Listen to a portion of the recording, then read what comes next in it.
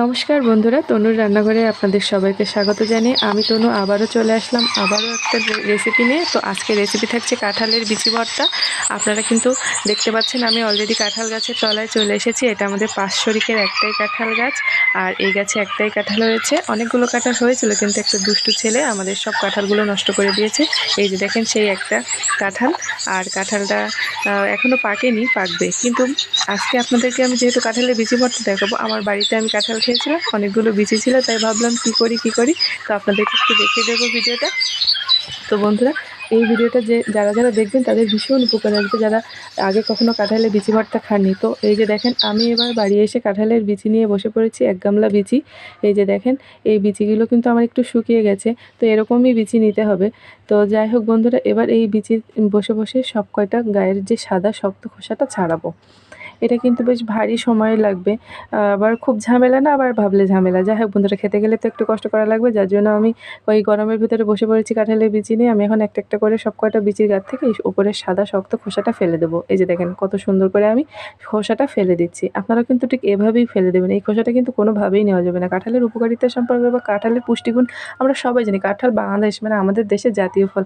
তো যাই হোক বন্ধুরা, কাঁঠাল কাঁচা পাকা সবভাবেই খাওয়া যায়। এই কাঁঠালের কোনো অংশই ফেলার নয়। মানে মানুষ থেকে গরু ছাগল সবাই খেতে পারে। কাঁঠাল অনেকেরই প্রিয়। এই গরমের মধ্যে সবার বাড়িতেই কম বেশি কাঁঠাল খাওয়া হয়। আর এই কাঁঠাল খাওয়ার পরে এই বিচিটা নিয়ে খুব ঝামেলা। এই রান্নাঘরে আনাচে কানাচে এ ঝুড়িতে ও ঝুড়িতে কাঁঠালের বিচি ছড়িয়ে ছিটিয়ে চারিদিকে থাকে। তো সেই ছড়িয়ে ছিটিয়ে থাকা কাঁঠালের বিচি দিয়ে আজকে এমন একটা দারুণ ভর্তা বানাবো যে আঙুল চেটে চেটে খেতে হবে। তার জন্য ভিডিওটা মনোযোগ দিয়ে দেখতে দেখুন আমি বসে বসে কী করছি কি। এই যে বন্ধুরা, এরকম করে সব কয়টা এর মধ্যে আমি বসে বসে বেশ খানিকটা বিচি ছাড়িয়ে ফেলেছি। এভাবে সব কয়টা বিচি ছাড়িয়ে নেব। এই যে দেখেন বন্ধুরা, আমার বিচিগুলো ছাড়ানোর পর এরকম দেখতে হয়েছে। ওপরের এই লাল অংশটা, এটাও কিন্তু অনেক পুষ্টি, এটা ফেলা উচিত না, কিন্তু যদি মন চায় তো ফেলতে পারেন। তবে এখন কিন্তু ফেলতে যাবেন না, এখন শক্ত। আর এটা সেদ্ধ করার পরে যে একেবারে গলে ক্ষীর হয়ে যাবে তাও কিন্তু না, বেশ একটা দরকচা থাকবে। তো যাই হোক বন্ধুরা, আমি তো গরম জলের ভিতরে দানাগুলো সব দিয়ে দিয়েছি। দেখেন কত সুন্দর করে ফুটছে। বেশ সময় নিয়ে এটা সেদ্ধ করতে হবে। আর এর জলটাও কিন্তু চেষ্টা করবেন বিচি সেদ্ধর সাথে সাথে শুকিয়ে নিতে। এই জলটা ফেলে দিলে পুষ্টিগুণগুলোও সব চলে যাবে। যাই হোক বন্ধুরা, আমি বিচিটা ঢেলে নিয়েছি। এরপর কড়াইয়ে আমি সর্ষের তেল দিয়ে দিচ্ছি। এটা অবশ্যই সর্ষের তেল দিয়েই করতে হবে। 2টা শুকনো ঝাল, মানে যে যেমন ঝাল পছন্দ করেন, চাইলে কাঁচা ঝালও দিতে পারেন। আমি শুকনো ঝালের ফ্লেভার পছন্দ করি, তাই শুকনো ঝাল দিলাম। আর এবার দিয়ে দেবো পেঁয়াজ। পেঁয়াজটাও আপনাদের ইচ্ছা মতন দেবেন, যে যেমন পছন্দ করেন সেরকম সেই পরিমাণে দেবেন। মানে এগুলো সবই আপনাদের ইচ্ছা মতো, এতে আর পরিমাণ করার কিছু নেই। এবার আমি শিলনোড়া নিয়ে বসে পড়েছি। আর একটা কথা বলতে ভুলে গিয়েছিলাম, এবার কিন্তু আমি সেদ্ধ করে রাখা বিচিটা একটু সামান্য সর্ষের তেলে এপিট ওপিট করে ভেজে নিয়েছি। তো দেখেন গরমের মধ্যে আমি শিলনোড়া নিয়ে বাড়তে বসে গেছি। এই যে উপরে লাল খোসাটা দেখছেন, এটা কিন্তু চাইলে ফেলে দিতে পারেন, না চাইলে আপনারা নিয়ে নিতে পারেন। আমি নিয়ে নেবো, সবটা আমার বসে করার সময় নেই গরমের মধ্যে। আপনার চাইলে মিক্সি বা হামানদিস্তা যাই হোক করে আপনার করে নিতে পারেন। আমার বাড়িতেও আছে, কিন্তু আমার কাছে শিলনোড়ার বাটা জিনিসটা স্বাদটা একটু বেশি ভালো লাগে, সেজন্য আমি শিলনোড়া নিয়ে বসে পড়েছি। আর আমার এসব রান্নাবান্না করতে একটু ভালোও লাগে, এই জন্য আমি ভালোবেসে একটু বেশি বেশি কষ্ট করি, ইচ্ছা করি। যাই হোক বন্ধুরা, আমি যখন এরকম বাটনা করছি, আমার এক কাকি শাশুড়ি এসে বলছে, গরমের মধ্যে বৌমা তুমি কী করছো?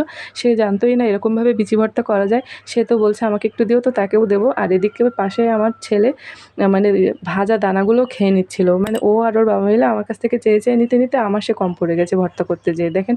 তো যাই হোক, ওরা ভীষণ দুষ্টু, আমার সাথে দুষ্টামি করছেন। যা করে করুক, শুকনো জলগুলো আমি বেটে নেই। আপনারা চাইলে হাত দিয়ে চটকেও দিতে পারেন, কিন্তু আমি হাত দিয়ে চটকালাম না, আমি একটু শিলে ডলে নিলাম। তো এবার আমার বাটাবুটি সব শেষ। গামলায় দেখতে পাচ্ছেন পেঁয়াজ ভেজে রেখেছি, গামলায় আমি তুলে নেব। এবার কাজ হচ্ছে শুধু দারুণ করে চটকে নেওয়া। মানে কি বলবো বন্ধুরা, মানে ভর্তাটা বানাতে বানাতেই আমার যেন খুব, মানে আর দেরি সইছে না। এই যে দেখেন আমি শিলনোড়া থেকে খুব সুন্দর করে কেকে আমি বিচিগুলো সব তুলে নিচ্ছি। যেহেতু কষ্ট করে বেটেছি, আর আমি সহজে অপচয় করি না, আমি খুব সঞ্চয় করতে ভালোবাসি। তো যাই হোক বন্ধুরা, আমি সব কেকে সুন্দর করে তুলে নিলাম। এবার শুধু চটকানোর পালা। তা এত ছোট বাটিতে চটকাবো, এইটা ভেবে খুব একটা অস্বস্তি লাগছে। যাই হোক, এবার একটু লবণ দিয়ে দিলাম, দেখি চটকানো যায় কি। তো বন্ধুরা, লবণের পরিমাণটাও আপনাদের ইচ্ছা মতন দেবেন। আর তারপরে সর্ষের তেল, মানে সর্ষের তেল যত দিই তত আমার জন্য স্বাদ মেটে না, আরও দিতে ইচ্ছে করে। সর্ষের তেলের ফ্লেভারটা আমার ভীষণ ভালো লাগে ভর্তার ক্ষেত্রে। তো এবার দেখেন চটকাতে শুরু করেছি। না, মনে হচ্ছে এতে ভালো করে চটকানো যাচ্ছে না। আমি যে কড়াটায় ভেজেছিলাম ওই কড়াটা নিয়ে আসি, ওতেই মনে হয় বসে বসে ভালো করে মাখা যাবে। আর ওতে কিছু তেল লেগে আছে, এবার ওতে ফেলে এই যে দেখেন কি এমন সুন্দর চটকানো যাচ্ছে, একেবারে চটকে চটকে। এই যে দেখেন এরকম দেখতে হয়েছে। আছে। আহারে গরম ভাতে দারুণ লাগবে বন্ধুরা। কেউ কিন্তু মিস করেন না ভিডিওটা, এরকম করে বাড়িতে অবশ্যই বানাবেন, তো আমার কথা অবশ্যই মনে পড়বে। আর ডেকোরেশনের জন্য বা ভালো খেতে লাগার জন্য একটু উপর থেকে কাঁচা সর্ষের তেল দিয়ে আর একটা কাঁচা ঝাল গুঁজে দিয়ে ডেকোরেশনটা করে ফেললাম। আর এই হয়েছে আমার কাঁঠালের বিচির লুকটা। যদি আজকের ভিডিওটা আপনাদের ভালো লাগে তাহলে অবশ্যই আমার চ্যানেলটা সাবস্ক্রাইব করবেন। আপনাদের আবার সাবস্ক্রাইব করতে গেলে কষ্ট হয়।